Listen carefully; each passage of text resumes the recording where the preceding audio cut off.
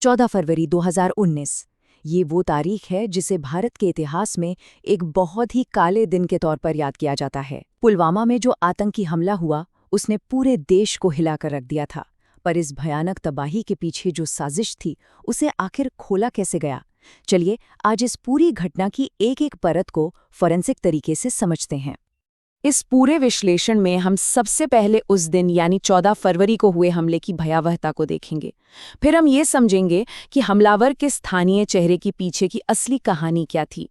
हम ये भी देखेंगे कि इस साजिश के जो असली मास्टरमाइंड्स थे वो पाकिस्तान में बैठकर इसे कैसे कंट्रोल कर रहे थे, बम कैसे बनाया गया था, और आखिर में उस एक छोटी सी गलती, उस हाय जानू वाले मैसेज पर बात करेंगे जिसने इस पूरे केस की गुत्थी सुलझा दी। यह आंकड़ा 40 ये सिर्फ एक नंबर नहीं है। 14 फरवरी 2019 को केंद्रीय रिजर्व पुलिस बल के 40 जवान एक आत्मघाती हमले में शहीद हो गए। ये भारत के सुरक्षा बलों पर हुए अब तक के सबसे घातक हमलों में से एक था।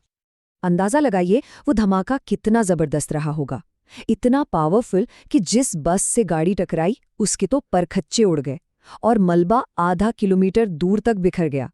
कहते हैं कि धमाके की गूंज 10 किलोमीटर दूर तक सुनाई दी थी, जो अपने आप में इस हमले की भयावहता को बताती है।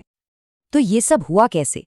देखिए, उस दिन 78 गाड़ियों का एक बहुत बड़ा काफिला था, जिसमें 2500 से भी ज्यादा सैनिक थे। ये काफिला जम्मू श्रीनगर नेशनल हाईवे पर अपनी मंजिल की तरफ बढ़ रहा था। तभी एक हमलावर जो 200 किलो से भी ज्यादा विस्फोटकों से भरी एक कार चला रहा था, उसने एक बस को निशाना बनाया।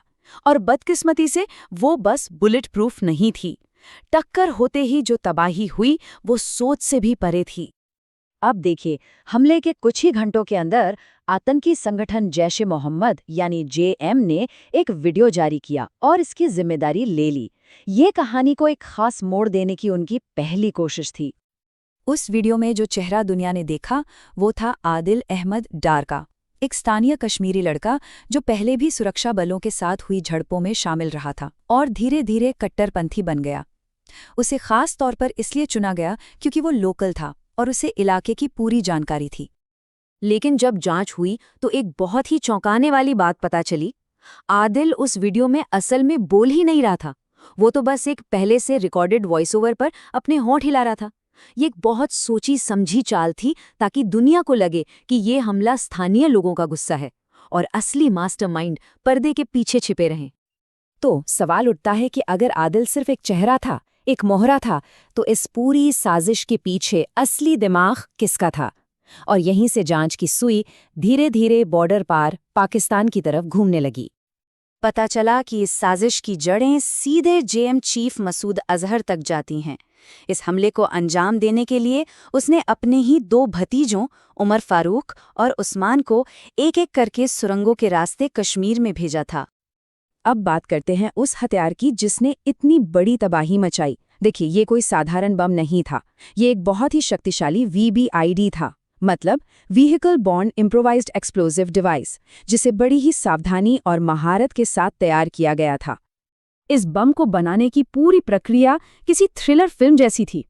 मिलिट्री ग्रेड आरडीएक्स की तस्करी पाकिस्तान से की गई, लोकल खदानों से जिलेटिन की छड़ें खरीदी गईं और तो और एल्यूमिनियम पाउडर और अमोनियम नाइट्रेट जैसे केमिकल अमेज़न के जरिए ऑनलाइन मंगाए गए।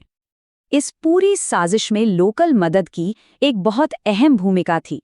बम को एक फर्नीचर की दुकान के मालिक के घर की छत पर बनाया गया था और उसका काम था हाईवे पर सेना के काफिले की हर मूवमेंट पर नजर रखना। ये दिखाता है कि आतंकी संगठन कैसे अपने लॉजिस्टिक्स और जानकारी के लिए स्थानीय नेटवर्क पर निर्भर रहते हैं। महीनों बीत गए और जांच एक ऐसी अंधेरी गली में पहुंच गई थी जहां से आगे कोई रास्ता नहीं दिख रहा था। मास्टरमाइंड का कोई अता पता नहीं था।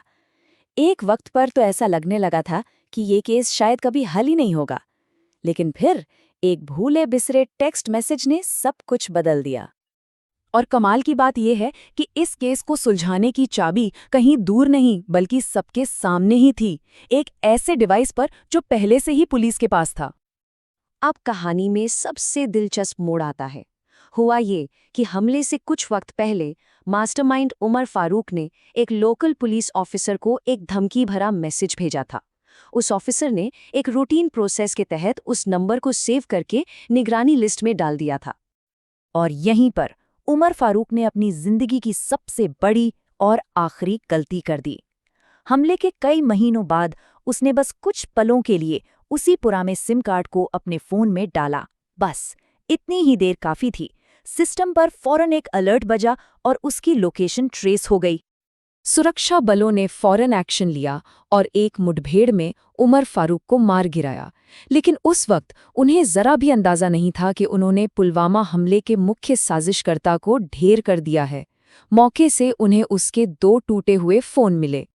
ये फोन इतनी बुरी तरह से टूटे हुए थे कि उनसे कुछ भी निकालना नामुमकिन लग रहा था। लेकिन फोरेंसिक एक्सपर्ट्स ने कमाल कर दिया। उन्होंने उन टूटे हुए फोन से 100 गीगाबाइट से भी ज़्यादा डेटा रिकवर कर लिया और उस डेटा में तस्वीरों, वीडियोस और वॉइस नोट्स का एक पूरा खजाना छिपा था। ये डेटा किसी सोने की खान से कम नहीं था। इसमें बम बनाने की तस्वीरों से लेकर पाकिस्तानी हैंडलर्स के साथ बातचीत के वॉइस नोट्स तक सब कुछ था।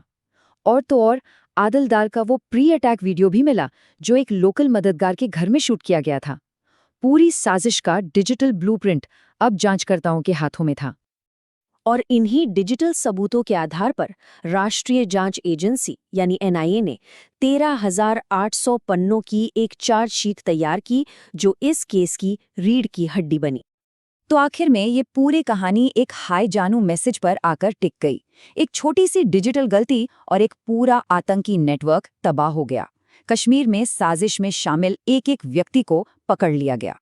ये केस हमें एक बहुत बड़ी बात सोचने पर मजबूर करता है कि क्या आज के इस डिजिटल जमाने में सबसे बड़ा फोरेंसिक हथियार कोई बंदूक या बम नहीं बल्कि एक छोटा सा डिजिटल फुटप्रिंट है। पुलवामा की जांच से कम यही लगता है कि सबसे शातिर अपराधी भी अपने पीछे छोड़े गए डेटा से बच नहीं सकते।